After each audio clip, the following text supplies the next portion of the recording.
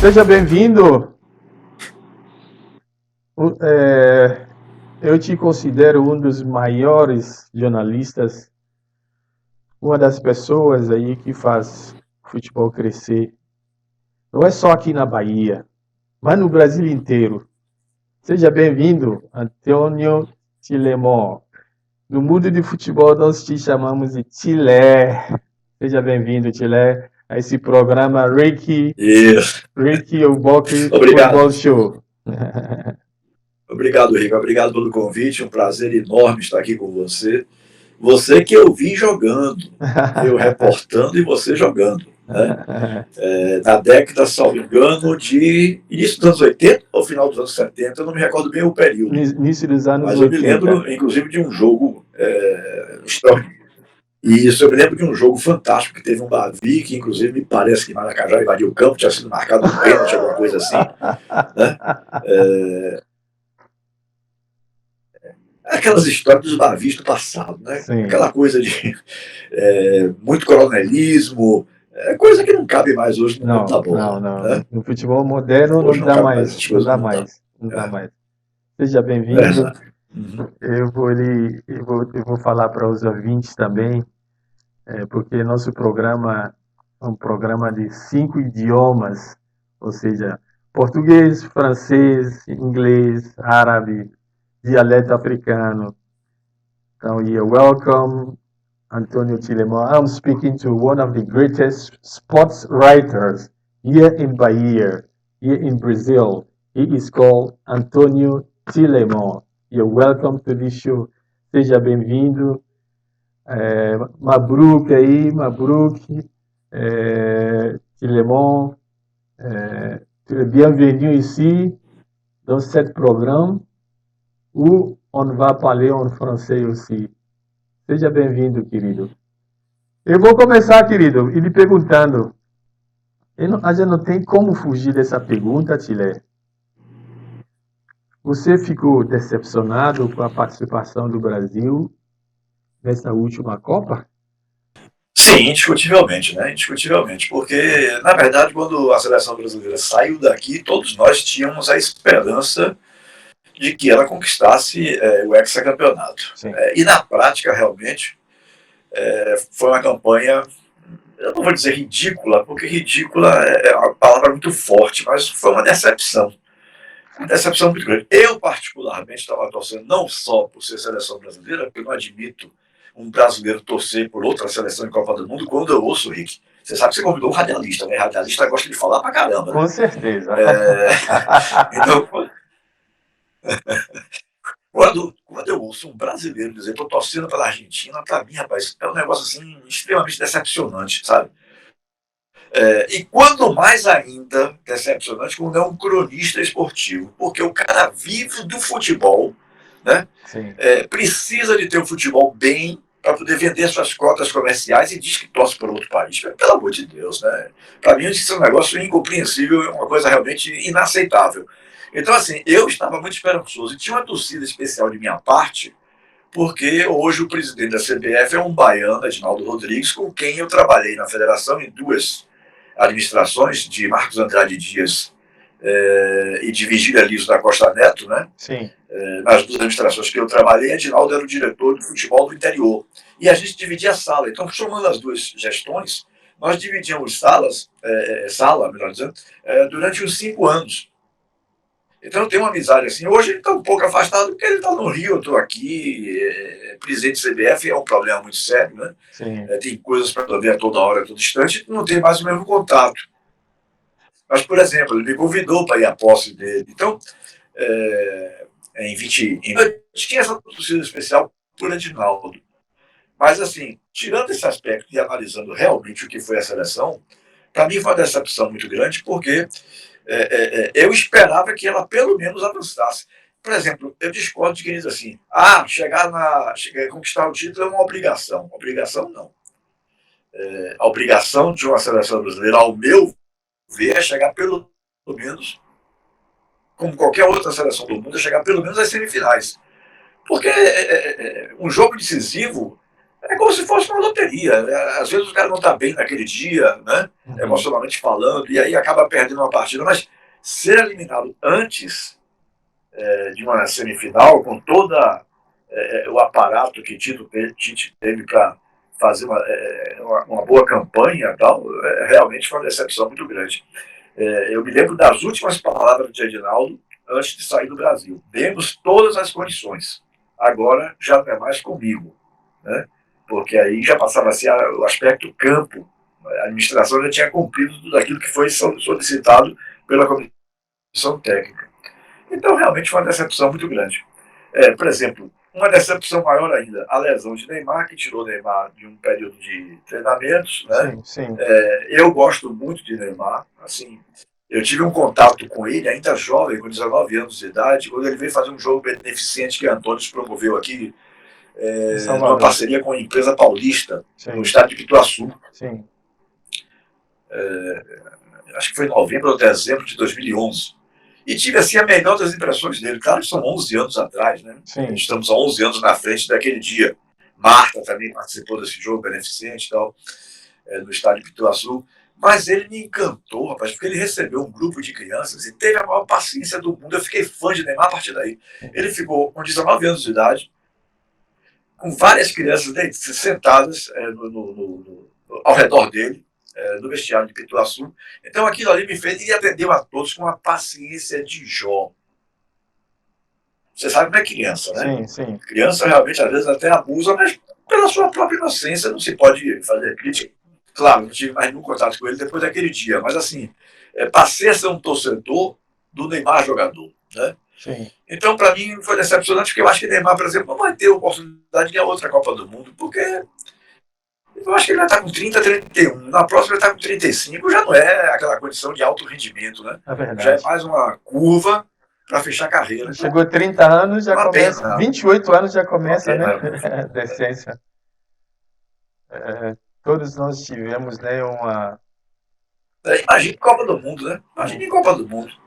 Pois é. Onde a exigência é muito maior. Sim. Todos nós tivemos, né, aquela esperança, aquele desejo de Brasil trazer o Hexa. Foi uma decepção. Mas eu não fiquei tão decepcionado, porque eu já esperava Guga, viu? Chile. Eu já esperava Chile. E, na minha opinião, a seleção brasileira não estava bem preparada. E vou lhe dizer por que estou dizendo isso. Você viu que nas últimas Copas, as seleções que nos deu trabalho, que nos tirou, são as seleções da Europa. Confere? Perfeito. Pronto. Aí você vê. Sim. O Brasil contra a Bolívia, contra Peru, aqui na América do Sul, ganha todos os jogos. Classificou sem perder. Agora, eu não sei, sinceramente, qual é o trabalho dos auxiliares de Tite, no sentido de aconselhá-lo, até a própria Confederação Brasileira de Futebol, de incentivar a seleção brasileira a disputar amistosos com os times da Europa. Se todo ano é os times da Europa que estão tirando o Brasil, vamos tentar descobrir dentro do campo onde está o problema. Mas aí me permita fazer uma colocação sobre isso, Rico. Eu também já me questionei sobre isso. E eu acho que você tem razão. Agora, por que eu acho que a CBF... Vamos analisar aqui o aspecto da seleção brasileira, né? Mas se você for olhar bem, as outras também fazem a mesma coisa. Elas procuram enfrentar, ou a seleção brasileira procura enfrentar, como as outras, até da Europa também, adversários menos qualificados, para que possam chegar na Copa passando aquela impressão de que, né, como diz um ditado popular aqui na Bahia, que o time está perfeito, brilhante. Eu acho que eles não fazem para não arriscar, na minha modesta opinião. Mas não é melhor enfrentar nos amistosos para Não, sem dúvida. Sem dúvida, sem dúvida. Seria melhor porque você teria realmente a noção de como você está, né? A que nível você está. Mas eu acho que não fazem, pelo que eu estou dizendo, para não arriscar ter resultados ruins, negativos, né? E aí já chegar com um pouco de, digamos, falta de credibilidade para a competição, não sei. Isso é uma coisa que eu venho acompanhando e observando já há alguns anos. Repare que isso não é coisa de agora. Né? Isso já há alguns anos que a CBF faz isso. Ela vai enfrentando. É como você falou, no continente sul-americano ela voa. É indiscutível. Sim. Né? Está sempre se classificando como primeiro e praticamente sem perder nenhum. Isso aí, no nosso continente aqui, realmente a disparidade é muito grande. Então, eu acho que não arriscam por isso. Agora, concordo com você que é um critério equivocado. Deveria realmente se enfrentar seleções de melhor porte, né, de melhor Sim. qualidade técnica, para se avaliar realmente como é que se está, qual é o nosso amistoso, que não tem nada a ver. E ainda assim, às Não vezes, acrescenta contra em nada, dificuldades para Tilé. ganhar. Não acrescenta em Aí nada, é que é Tilé. realmente preocupante. Não acrescenta em nada, concordo. Né? Concordo com você, não acrescenta em Pronto. nada. Pois é, amigo. Deixa eu lhe perguntar. Essa onda de SAF pelo país inteiro que está acontecendo, né? A maioria dos clubes agora querem entrar em SAF, querem adotar Sociedade Anônima de Futebol. Você acha que essa é a solução? Você acha que é o futuro? Futuro talvez sim. Agora, você acha que é a solução para o futebol brasileiro no momento? SAF? Ô, Rick, eu considero que sim, por uma razão, e é até bom também ouvir a sua opinião, mas por uma razão que eu observo que os clubes brasileiros estão praticamente falidos. Né? Se você for, acha até que isso é uma tendência mundial, porque eu não sei como é que um Barcelona, por exemplo, um PSG, aguenta pagar fortunas, verdadeiras fortunas para jogadores. O futebol realmente é uma coisa muito cara, muito cara.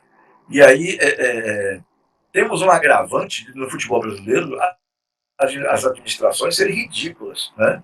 São gestões que se preocupam muito mais em dar satisfação ao torcedor do que realmente fazer um bom trabalho. Por exemplo, vou citar um exemplo aqui do Bahia. Guilherme Belitani é tido como um dos grandes gestores, mas no futebol foi uma tragédia. No Bahia não foi. É porque as pessoas acham que administrar uma prefeitura, a Secretaria de Educação, é a mesma coisa que administrar o Bahia. Não é. Claro que não. Colocaram ele lá como se fosse o salvador da pátria. Deu azar que teve uma pandemia no meio, mas a pandemia não prejudicou só o Bahia. Mas a pandemia quase quebrou o Bahia. Quase. Faltou muito pouco para quebrar o Bahia. Uhum. Entendeu? Então, assim, eu acho que pode ser até uma tendência mundial, mas vamos focar no nosso futebol aqui, porque para nós é coisa nova. Né? Sim. Você vê, o Botafogo fez a dele, o Vasco fez a dele. Aliás, foi convencido a fazer a SAF pelo presidente, não sei se atual ou anterior, do Botafogo. Porque o Botafogo estava com a corda no pescoço. O Botafogo estava falindo, quebrando. Né? O Cruzeiro teve administrações desastrosas nos últimos anos, também estava quebrado, completamente quebrado. Você vê dívidas do Cruzeiro aí, que é um negócio de deixar qualquer um de cabelo arrepiado. Sim. Roubaram demais. Um clube que tinha todas as suas contas saneadas, um clube que era administrado de uma forma bacana na época dos irmãos Perrella, né? Ganhava Libertadores, que eram roubados por suas administrações. Mas Então, eles estavam quase falidos. Não é o caso do Bahia. O Bahia era um clube devedor, mas que não tinha amostras de uma falência, digamos assim, próxima. Ainda tinha uma condições de salvar. Eu acho que a SAF do Bahia, pelo que eu acompanho de noticiário, não estou mais vivendo assim intensamente porque eu me aposentei e, de fato, não tenho mais estímulo muito grande para ficar acompanhando essas coisas. Né? São 46 anos já nesse meio. Eu comecei com 16 anos de idade na Rádio Clube Jogo, Bahia e o Maitá, ou melhor, o Maitá e Bahia, esse Maitá nem existe mais, na cidade de Vitória da Conquista, no estado do Lomando Júnior. Esse jogo foi até 1-1. Foi o meu primeiro jogo reportando em campo na minha vida profissional. Eu tinha 16 anos. Hoje eu estou com 62, 62, então são 46 anos já. E a gente, Henrique, chega a um ponto que a gente enche o saco, né? Você não está mais novo, tá aí com a corda toda. A gente Ô, Tilé. mas realmente acaba enchendo o saco. Então, na negociação, vou fazer um elogio na negociação da SAF. Eu acho que a SAF do Bahia foi a mais bem pensada. Vamos ver se vai dar resultado. Mas foi a mais bem pensada. Levou-se um ano discutindo o formato de contrato. No Botafogo, você viu com 2, 3 meses é definido, no Vasco com 2, 3 meses é definido, no Cruzeiro, acho que não foi nem 3 meses, pela pressa de se fazer entrar dinheiro. A do Bahia, eu acho que teve uma série de cuidados, de pormenores, né? Que na realidade não vazaram todos, porque você, mais do que ninguém sabe aqui, que inglês ou americano não gosta que vaze nada dos seus negócios, né? Uhum. Existe aquela arada tal. Americano e inglês leva sempre isso em conta, né? Sim. Então tem algumas coisas que ainda não vazaram, que a gente não tem conhecimento. Mas foi uma negociação que parecia para quem estava de fora que estava se arrastando, né? E eu já penso de uma outra forma, eu já penso que ela foi bem discutida, minuciosamente discutida. Vamos ver agora, por exemplo, esse elenco que o Bahia está fazendo agora, Sim. o Bahia City já, com a SAF. Sim. É um elenco ainda modesto, mas onde passaria pela sua cabeça que o Bahia iria investir 10 milhões em um jogador, 6 milhões em outro, 4 não sei, não sei quanto em outro, como a SAF já está fazendo? Essa SAF entrou aí, você vê como são as coisas. A SAF foi aprovada no sábado, me falha a memória aqui a data agora, mas foi aprovada no sábado. Na terça-feira, a SAF já estava pagando as dívidas que tinha com empresários que tinham contratos que o clube não pagava desde 5, 6 anos atrás. Então os caras chegaram, realmente discutiram bem o assunto, né? Uhum. Porque para mim seria uma coisa impossível. Com 3, 4 dias você já está com esse dinheiro de caixa, já pagando dívidas que o Grupo City ficou com a responsabilidade de pagar dentro do montante que foi combinado na feitura, vamos dizer assim, da SAF, né? Ok. A conclusão da SAF, melhor Sim. dizendo. Tudo Agora, certo. deixa... Acredito Sim. que sim, porque os caras são conhecedores profundos. Ele já tem 11, agora o Bahia eu acho que é o 12º clube. Então ele não estaria. E uma coisa que eu estou gostando é que eles estão contratando jogador de 20, 21, 22 anos. Mudando aquela mentalidade. Tem um vídeo da Britânia que circula pela internet até hoje, ele dando um sermão lá nos jogadores e dizendo: o Bahia agora não vai mais contratar jogador de mais de 30 anos, que eu não sei o quê. E continuou contratando. Na gestão dele, os últimos jogadores tinham 30, 32, 35 anos. Então já muda um pouco a filosofia. O Bahia está contratando, a SAF agora, com o Grupo City, está contratando jogadores de 20, 22 anos de idade. Eu acho que isso é um bom sinal, né? E quando se está pagando 10 milhões por um, 5 milhões por outro, 6 milhões por outro, esses caras devem ter feito, digamos assim, já há alguns anos, ou alguns meses pelo menos, não vou dizer anos, alguns meses pelo menos, acompanhamento desses jogadores. Por que eles estão trazendo esses jogadores? Né? Então, Vamos. tem gente que já está criticando. Eu fiz uma postagem hoje com o elenco no meu Instagram, 2023, e aí já tem um bocado de gente lá, falta centroavante, falta um meia, camisa 10, falta um 10, falta um goleador, rapaz. O time só jogou 2 vezes, e mesmo assim não jogou completo. Sabe que me No primeiro preocupa, jogo, algumas Tilé? peças não estavam regularizadas, não tinham saído no bid ainda. Sabe que me preocupa, amigo Como Tilé? é? Sabe que me preocupa, amigo Tilé, Ah, em relação ao SAF, né? A gente vamos voltar um pouquinho atrás. A cultura do brasileiro ah, em relação à SAF, vamos supor, vamos dizer, nunca, não foi, desde o início não foi bom. Agora você está dizendo que o Bahia está no bom caminho. Mas se você vê, a cultura brasileira não permite, eu diria, não permite essa questão de deixar de ser mandantes para ser mandados. Se você pegar, se você pegar alguns exemplos que nós tivemos no passado recente, se você pegar Figueirense, Bragantino, alguns clubes, né? A gente não vai falar de Botafogo porque começou agora, não vamos falar alguns clubes não, eu agora. posso citar um local. Sim. Eu posso listar um local, Rick. Sim. Um exemplo local foi quando se criou, na Lei Zico, Lei Pelé, Sim. logo no início da vigência da lei, o Bahia fez aquele SA com o Opportunity. Sim. O Opportunity botou 12 milhões no Bahia, pagou todas as dívidas, zerou o clube e depois levou uma rasteira. Por quê? Porque Maracajá queria mandar. Pois é. Então, Não aceitava. Lá que eu Onde é estou que indo. essa cultura que você fala, exatamente sobre essa cultura que você fala aí.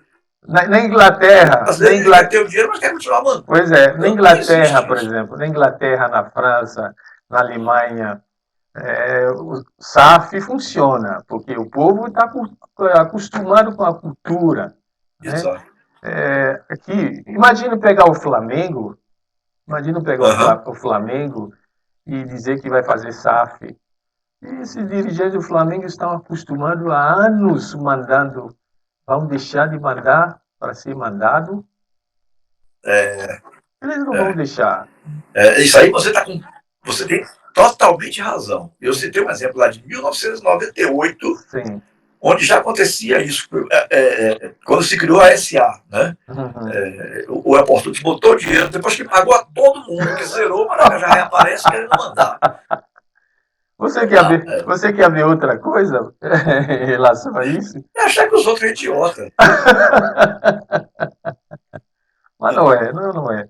Mas vamos prosseguir. Você sabe que a lei 13.155, assinado pela então presidenta Dilma Rousseff em 2015, essa lei Profut, né, que a gente fala, numa tentativa de Uhum. tentar salvar os clubes brasileiros. Essa lei veio justamente, uma das primeiras condições foi de ajudar os clubes a se qualificarem, né? A se qualificarem em termos de gestão.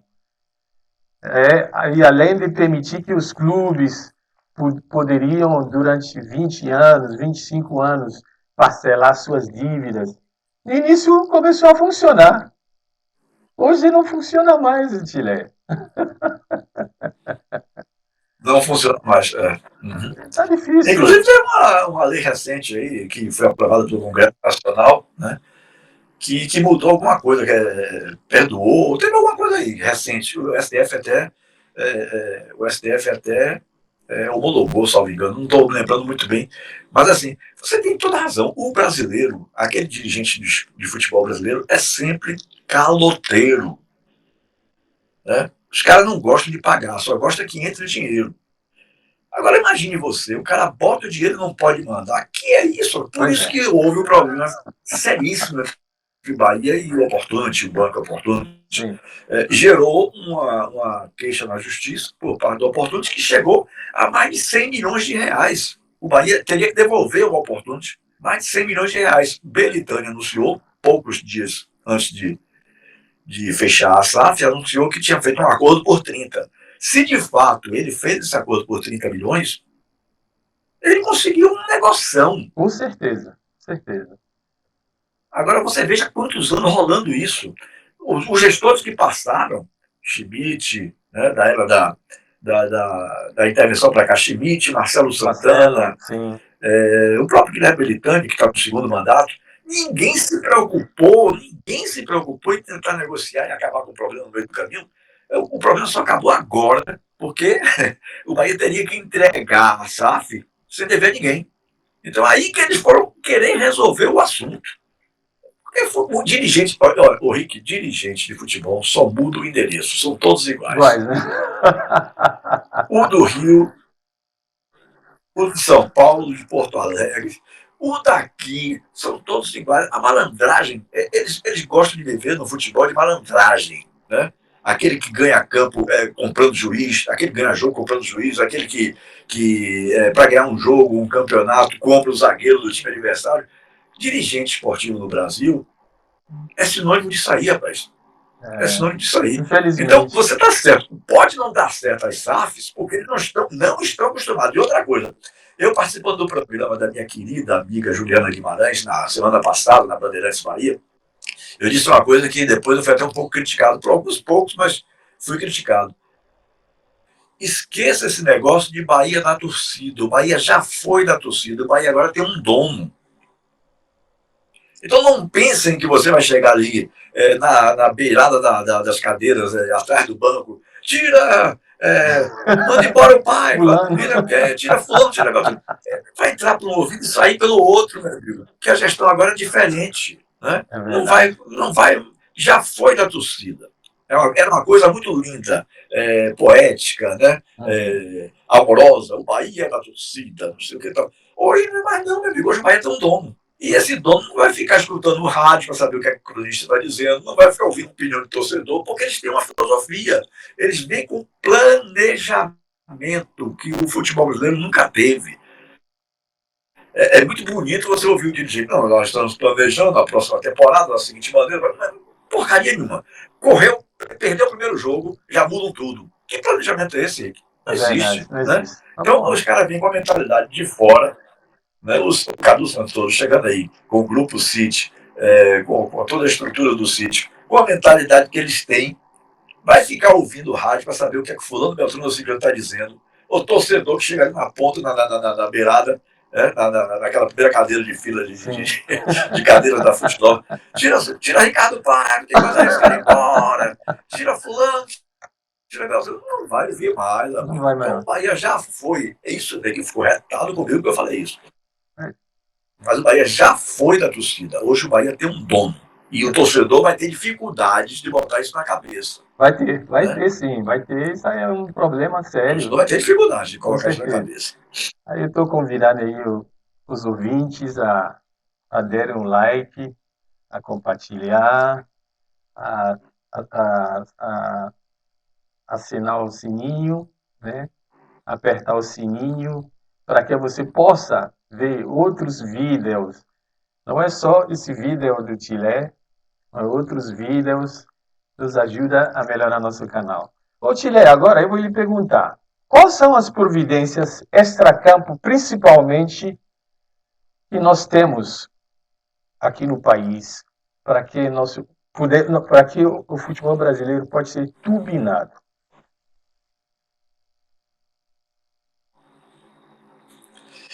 Eu não sei se entendi bem a sua pergunta.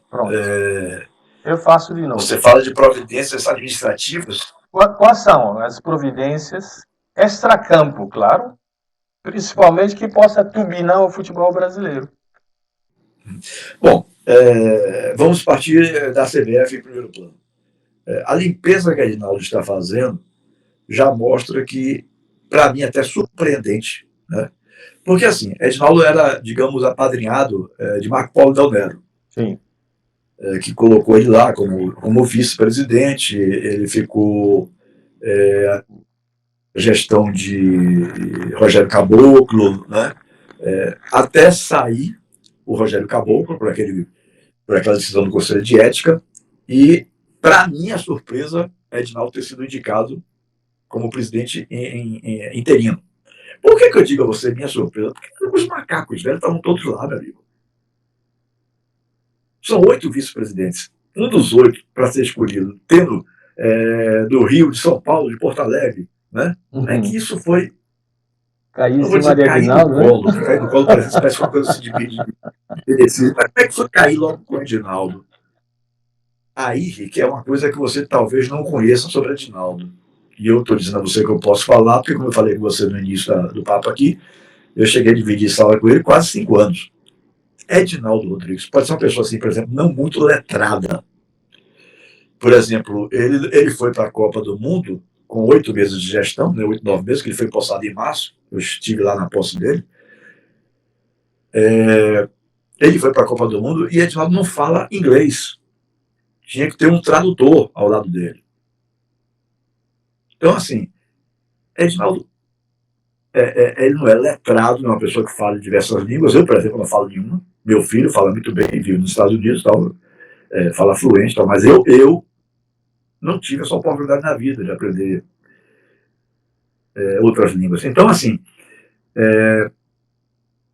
Edinaldo tem um jogo de cintura monstruoso. Ele sabe dialogar nos bastidores, coisas que, por exemplo, sabe, da negociação, da conversa, tal.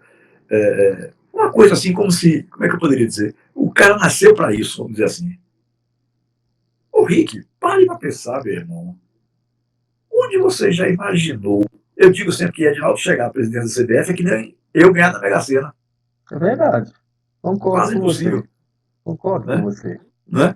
Concordo. Então, para eu ganhar na Mega Sena, a chance é quase zero. Então, para mim, seria quase zero também. Mas aí, o que foi que ele fez? Os coronéis se afastaram. Hoje você não ouve mais falar de Ricardo Teixeira, não ouve mais falar de. Não sei nem se está vivo aquele que foi governador de São Paulo, que foi presidente da CBF também. Governador de São Paulo, na época em que o presidente da República indicava, não era eleição nem direta. José Maria Marim, eu lembro o nome dele.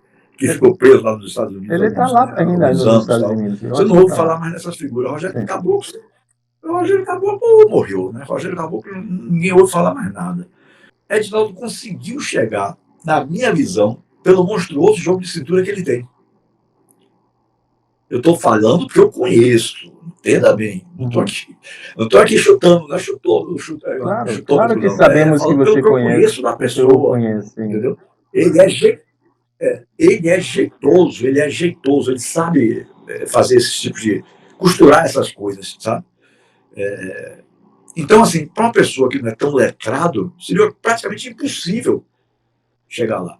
E o que ele está fazendo agora, limpando tudo, né, trazendo coisas novas, é um início para mim, disso que você me perguntou. É um início de que possa, em alguns anos à frente, realmente a gente alcançar uma situação melhor, entendeu? Mas eu acho que precisa começar pela CBF. E no âmbito do futebol estadual, desculpe o termo, vai ser um pouco pesado, mas é afastar esses coronéis, rapaz. Afastar, por exemplo, você vê o Vitória cheio de coronéis. Fábio Mota nem tanto, que é um nome mais recente. Mas aqueles coronéis todos querendo mandar por debaixo do pano, Alex Portela, Manuel Matos, vai me ajudando aí, tem um bocado, né? Por isso a gente duvida essa questão de SAF, um time como 3 ou 4 aí que se reuniram para apoiar Paulo Carneiro, depois se arrependeram. E 98, né, Bahia, 98, então são coisa de 23, estamos em 2023, coisa de 25 anos atrás. Ô, meu amigo, ou se adequa, ou então vai ficar pelo meio do caminho. Então eles vão ter que se adequar. Agora, como eu falei, é difícil isso, porque você colocou muito bem, a mentalidade do brasileiro é diferente. O brasileiro gosta de ganhar com a manha. Com certeza. E você já viu algum então, dirigente... Uma administração... Filé, você já viu algum dirigente... Perfeita. Filé, você já viu algum dirigente aqui no Brasil ser preso, ser punido por gestão temerária? Dirigente esportivo e político eu nunca vi preso. Teve até alguns aí, mas todo mundo já está solto. Né? Foi uma questão de tempo, certo? Então como é que você pode acreditar num país desse aí, pelo amor de Deus? É difícil, é complicado. Né? A malandragem está sempre ganhando em todos os aspectos. É verdade. Você vê o Superior Tribunal de Justiça, o STF, liberando um bocado de gente que estava presa. Mas é uma vergonha isso. Uma vergonha. Então, eu até concordo com você que vai ter dificuldade de se adaptar à situação, porque vão querer continuar mandando. Agora, por exemplo, quando chega um grupo como o CIT, que é um grupo internacional, o contrato foi muito bem amarrado, e um contrato que talvez seu neto ou tataraneto ainda vai ver em vigência, porque é um contrato de 90 anos. Tá pensando que inglês ou americano é gente boba? Não, claro que não. É um bobão, o Zé Mané? Não é. Não é. Então os caras têm um contrato muito bem amarrado. Né? Hoje, presidente do Bahia, porque vai ter que ter as eleições, porque o clube, a SAF é 90% do futebol do clube, mas existe ainda a instituição Esporte do Bahia. Claro, em dezembro teremos eleições. Mas você não vai ver mais aquelas eleições concorridas. Não vai ver mais aquelas eleições concorridas, porque o cara vai chegar lá para mandar em quê? É verdade. O produto principal do clube é futebol, o produto do futebol, agora da SAF. Ele vai ser uma figura decorativa, por exemplo. Por exemplo, o Conselho de Administração, que parece são 5 ou 6, um representante do Bahia, que é o presidente. Sim. Então, o representante do Bahia é um só contra 4 ou 5 do Grupo City. Então, não vai mandar quase Nada, nada, meu nada, amigo. nada. Então, vai ser um representante apenas da instituição. Uma coisa meramente formal, entendeu? Então, eu acho que não vai ter mais aquela concorrência que se tinha pela presidência do Bahia, porque para muitos era uma coisa charmosa, né? Se você é presidente do Bahia, existe um ditado, desde que você chegou aqui, existe um dito popular, que ser presidente do Bahia é tão importante como ser governador ou prefeito de Salvador. Né? Mas isso acabou também, meu amigo. Neguinho fica pé na vida comigo quando eu vou lá em Juliana e solto essas coisas. Solto assim de forma. Não grito, falo com minha voz mansa, com minha voz tranquila. Esqueçam que o Bahia da Torcida já foi e tem que se adaptar a isso. Porque já foi mesmo. Agora alguém chegou aí, botou 300 milhões de reais para pagar dívidas antigas, e esse alguém não é nenhum imbecil de querer botar dinheiro, né, e não mandar. E agora esse processo é todo registrado, de acordo com a lei. Você está muito mais bem informado do que eu sobre lei, sobre número de lei e tudo, mas a SAF é uma lei federal, né? E que a CBF tem que bater o martelo. Então, a documentação já foi para lá, não sei se já deu tempo de bater o martelo. Mas aí, meu amigo, já foi. Praticamente, a tabela quando sai, pelo menos sair assim com o Botafogo SAF. Não vai sair mais Esporte Clube do Bahia, vai sair Bahia SAF. Sim. As pessoas precisam entender que o momento é outro. Nós torcemos para que isso venha acontecer. Isso é que eu acho que vai ser difícil de adaptação. Para elevar a performance dos clubes baianos, dos clubes brasileiros. Eu vou aproveitar falar para o torcedor que ele pode continuar dando o seu like, compartilhar, apertar o sininho para que nós possamos continuar trazendo gente da melhor qualidade como o Chile. Chile, lhe pergunto, o Brasil pode voltar a sonhar em campeonato? Tão cedo? Bom, sempre, né, Rick? Agora, não, sempre eu acho que pode, até na próxima Copa, onde teremos 3 países sediando, né, Estados Unidos, México e Canadá, se não me engano. Sim, Canadá. Eu acho que vai depender muito do trabalho de Edinaldo. Agora sim, agora a gente pode cobrar de Edinaldo. Agora a gente vai poder cobrar de Edinaldo. Porque então a coisa já estava no meio do caminho. Mas agora, com a saída de Tite, ele vai ter que escolher o treinador, então o trabalho agora vai ser todo novo. Né? Então, a partir de agora, por exemplo, por isso que eu não vi muita gente criticar Edinaldo com relação à perda da Copa. Por quê? Porque ele já pegou o nosso no meio do caminho. Verdade. Já quase finalizando. Então, o trabalho já estava todo pronto, né, de gestões anteriores. Mas agora não, ele vai preparar o trabalho para a Copa de 2026. Então, vai depender muito das escolhas que ele vier a fazer. E da mentalidade que esse novo treinador venha a colocar em prática. Né? Eu não vejo mais espaço para jogadores com mais de 30 anos de idade. Eu acho que vai ter que ser uma seleção bem renovada. Sim. Bem renovada. E isso tudo depende muito do trabalho que foi realizado. Agora, eu sou sempre sonhador e sempre torcedor do futebol brasileiro. Quando eu digo assim, ó, Rick, eu sou torcedor do futebol baiano. Tem um colega meu que brinca comigo, você tá maluco. Porque existe na imprensa esportiva da Bahia uma coisa de que quem é Bahia quer que o Vitória se exploda. Quem é Vitória, a mesma coisa, vice-versa. Isso é inadmissível, Rick. Não, o cara tinha a condição de ser cronista, ele tem que ser isento. Concordo. Ele tem que ser isento. Eu fui dizer outro dia, salve o Bahia na Série A, Vitória subiu para a Série B, 2 acessos no mesmo ano. Vamos continuar torcendo pelo futebol da Bahia. Aí aparece nos grupos de zap de imprensa, né? Mas a Vitória não sobe em 2023, não, por causa disso, por causa daquilo. Quer dizer, rapaz, o cara vive disso, vive de botar sua pastinha debaixo do braço, né? E sair com suas propostas de publicidade e fica torcendo um contra o outro. Rapaz, ou eu sou maluco, ou eu estou fora do tempo.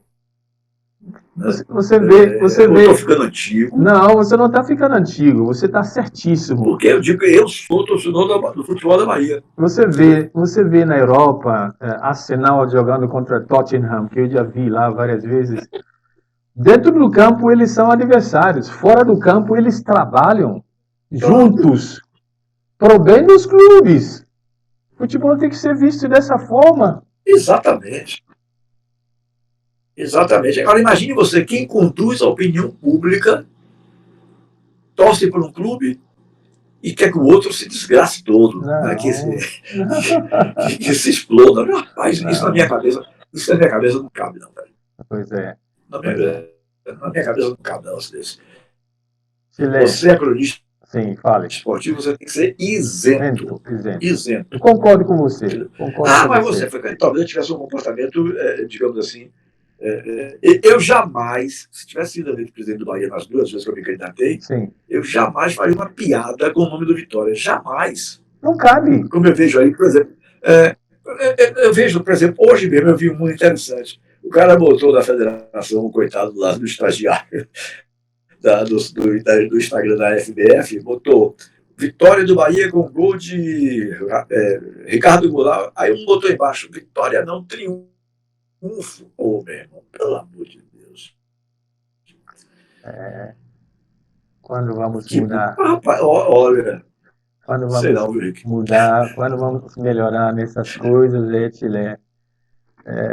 Nós precisamos evoluir também nisso. Precisamos evoluir tudo isso. Nós estamos um pouquinho para trás ainda. Essa é a grande verdade. As pessoas não gostam quando a gente fala essas verdades. Né? Mas, infelizmente, o nosso futebol está ficando um pouquinho para trás. Agora, com o advento do grupo City, pode ser que a coisa comece a ter uma outra mentalidade. Né? Torcemos. Falam aí que já estão falando. Eu torço por aqui. Vitória. Até o Itabuna anunciou que virou SAF, não sei como que é. O Itabuna anunciou que virou SAF. Tomara, sim, para o futebol baiano. Imagina que SAF foi essa. Mas que SAF é essa? Que SAF é essa que ninguém sabe quem são os novos investidores, ninguém sabe nada. Mas virou. O Conselho Deliberativo já aprovou, a diretoria já. Rapaz, não sei não. E o futebol baiano? Eu acho que tem que ser sempre, ter sempre uma mentalidade positiva.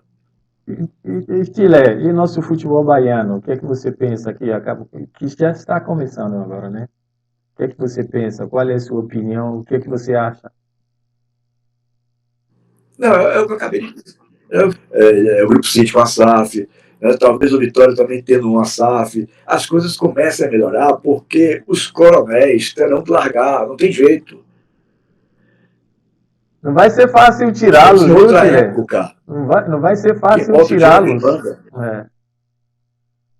Não vai ser fácil tirá-los, né? Rick, quando o clube está em regime 4, não, eu já penso um pouquinho diferente. Na situação de hoje e agora, devendo a Deus e o mundo, talvez seja mais fácil. Talvez seja mais fácil. Eu penso um pouquinho diferente nesse aspecto. Entendeu? O Bahia se curvou a uma possibilidade de SAF quando viu que estava indo para o brejo. Entendeu? Não estava em regime, repito, pré-falimentar ainda, mas era um clube extremamente devedor, 300 milhões não é brincadeira não. Com certeza. Então, assim, o Vitória, Paulo Carneiro disse outro dia, pouco antes de sair da presidência, que o Vitória devia acho que 250 milhões, 300 milhões, alguma coisa assim também, ou mais, nem me lembro bem. Mais ou menos isso. Então, quando os caras não veem saída, aí os caras têm que se adaptar, têm que se conformar com a situação. E é preciso que o Vitória, o Bahia agora com essa da SAF já está renovando um pouquinho. É preciso que o Vitória também se preocupe com isso, com gestores novos, né? Sem coronelismo. Alex Portela dizem, que eu não sei se é verdade que eu não vivo o ambiente, dizem que manda até hoje. Né? Raimundo Viana, meu querido amigo Raimundo Viana, que eu ouvi como presidente da Federação Baiana de Futebol em 1976. Hoje, querido vovô Mundico, mas já passou também. O tempo passa, então, né, Chile? O tempo passa. Até ter muito cuidado para dizer certas coisas. O tempo passa, as coisas mudam. Essa renovação de dirigentes, de personagens no futebol é coisa saudável. Tem que ser coisa saudável. Mas não tenha dúvida, só que eles não aceitam, né? E vão ter que aceitar goela abaixo porque virou um clube extremamente devedor. E a idade vai avançando, rapaz. Esse pessoal tem uma coisa assim que de se segurar de todas as formas e jeitos, né? Não pode chegar ninguém novo. O novo, como se o novo não prestasse. Quer dizer, nós estamos em outra época, rapaz. Época de se pensar em coisa que eu já coloquei aqui. Dirigente de futebol são todos iguais, só muda o endereço. É na Bahia, o outro é no Rio de Janeiro, o outro é em São Paulo, outro em Minas, outro em Porto Alegre, só muda o endereço. Mas eles todos são iguaizinhos. Não querem nunca largar, como diz o povão, largar o osso. Né? Mas estamos em outras épocas, esse pessoal precisa entender isso. Que estamos em outros momentos, né? Que a coisa não é mais como antigamente. Vão O ser pessoal obrigados a fica se entender, agarrando de viu, todos os modos, Gilé? todos os jeitos. Eles vão ser obrigados a entender Só me isso. engano, quê? A entender isso, que são outros. Isso é exatamente meu ponto de vista. Meu ponto de vista, Rica, é exatamente esse. Eles vão ser obrigados a entender a situação. Entendeu? Porque tem coisas que não cabem mais. Não cabe mais se dirigir clube de forma amadorista, por exemplo. Aí a imprensa dá um cacete, neguinho manda um jogador embora que a imprensa bateu. Né? Ou a torcida chega, começa a fazer pressão para mandar fulano, Beltrano, Ciclano embora. Foge completamente de planejamento. Claramente que tem um planejamento. E o que é o propósito do City? É planejar para colocar jogadores novos, daqui a alguns anos vender no mercado. Com Ninguém certeza. está botando dinheiro aí. Ninguém está botando dinheiro aí porque À toa, né? é bonitinho, o Bahia é bonitinho, à toa. Porque o Bahia tem três cores que são lindas, as cores do estado da Bahia. Não é assim, rapaz. Não é assim. Estão botando jogadores novos com 20, 21 anos para quê? Para preparar esses jogadores daqui a pouco negociar. O negócio deles é esse. É investimento para ganhar dinheiro na frente. Sim. Então, porque isso não pode, que o Bahia é grande demais. Pelo amor de Deus, as pessoas estão por fora. E aí vou repetir aqui pela terceira vez, já enchendo o saco de quem está nos assistindo, que o Bahia já foi da torcida, mas hoje não é mais, porque hoje o Bahia tem um dono. claramente Tem dono, que é o dono. Grupo City. Tem dono, claramente. Thank you so much, our foreign listeners, in English, in French, and Arabic. We have been talking a while now with Antonio Chilemon, one of the best Brazilian journalists, football journalists, a very good gentleman. Guilherme, fala aí suas considerações finais. O que você acha do tempo que nós passamos juntos? Ô, Rick, antes de mais nada, agradecer a você por esse convite. Eu gosto de conversar com pessoas inteligentes. Né? Você é uma pessoa preparada. Você vive o futebol mundial, não vive o futebol provinciano, regional. Né? Então você tem preparo para discutir esses assuntos. Evidentemente que as nossas opiniões não vão ser sempre as mesmas, mas eu vejo que a gente está pensando da mesma forma. O brasileiro terá que se adaptar à SAF e entender que o torcedor não manda mais no clube. Isso foi muito bonito na época do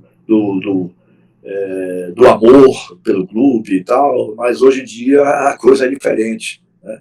Futebol é negócio, e é um negócio caro, não é um negócio barato de se fazer, não. Mexe com muito dinheiro, sim, mas não é barato. E você veja que até o próprio torcedor está começando a reclamar dos preços dos ingressos. Aqui na Bahia, o futebol chegou a ficar, acho que uns 10, 12 anos com o mesmo preço. Isso não existe, Rick. Porque o presidente da federação tinha medo de críticas do torcedor, medo de críticas da imprensa. Então não existe isso. Né? Então, repito, nós estamos vivendo uma nova era, uma nova época, né, em que teremos que nos adaptar. Eu me considero preparado, já vi que você também está, para a gente entender o que é isso. Né? Então, por isso que eu digo que é muito bom conversar com gente inteligente, que sabe trocar ideias, sabe bater a bola no papo da entrevista, né?